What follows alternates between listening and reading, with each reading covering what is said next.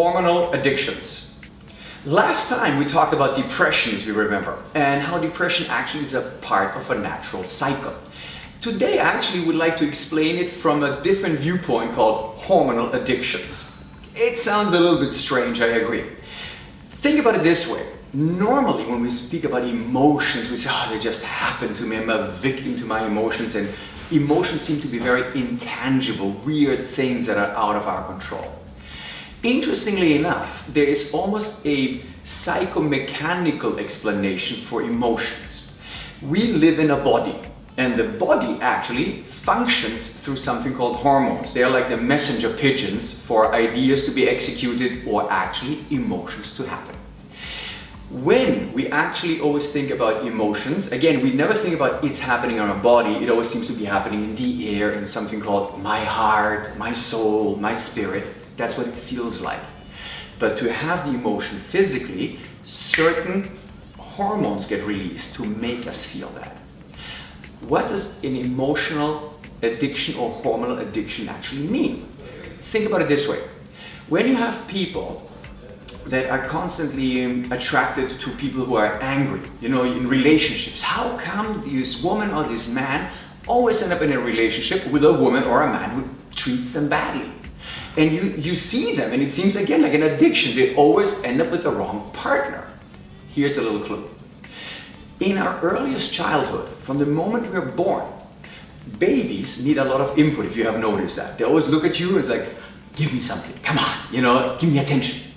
And so the interesting thing is, in that time of literally babyhood, their personality is being formed. And it is massively important to give a baby all the attention. Oh, you're good, you're nice, you're great, how are you? And the kid goes, wow, really? Hey! And the kid is filling itself with positive hormonal feelings. No, I'm good, I'm worthy, I'm this and that. If, for example, a child, and all babies need to be paid attention to. If, for example, a baby comes from a dysfunctional family, and parents disregard the baby all the time, and the only attention the baby gets is, say, anger, what do you want? The baby is loud, screaming, whatever.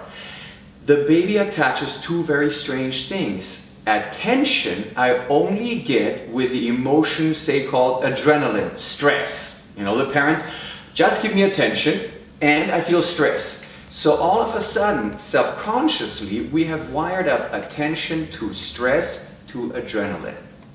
And these are then hormonal addictions. So when you grow up and you have got hardwired in your subconscious, attention equals stress equals adrenaline, that only equals not such nice situations with the people around you, you can actually end up over and over in a relationship with somebody who's abusive.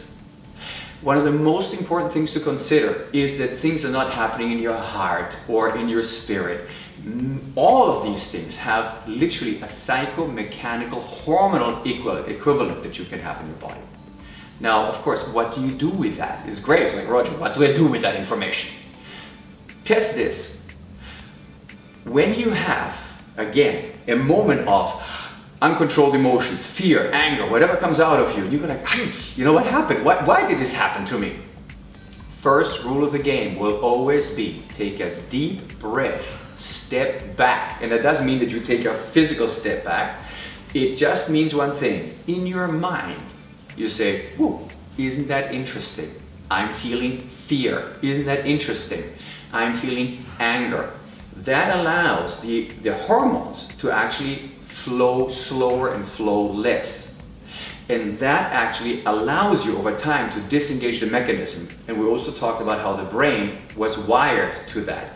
The more you allow the brain to run uncontrolled into fear or anger, it is like a highway. The more electricity you send through certain neuronal connections, they stay strong. But if you say, whoa, interesting, I'm afraid, I'm scared, I'm angry, deep breath, all of a sudden, less electricity will flow through those neural highways, and you will be able to relax. As a matter of fact, that allows you to build new connections in your brain. It's literally brain mechanics.